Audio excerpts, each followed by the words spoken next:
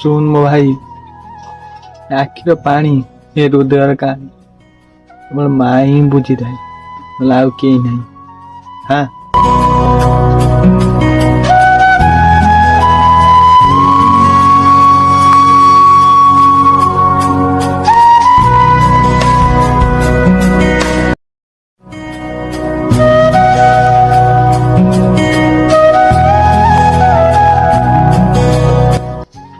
ଶୁଣ ମୋ ଭାଇ, ଆଖିର ପାଣି ଏ ହୃଦୟର କାହାଣୀ କେବଳ ମା ହିଁ ବୁଝିଥାଏ, ନହେଲେ ଆଉ କେହି ନାହିଁ।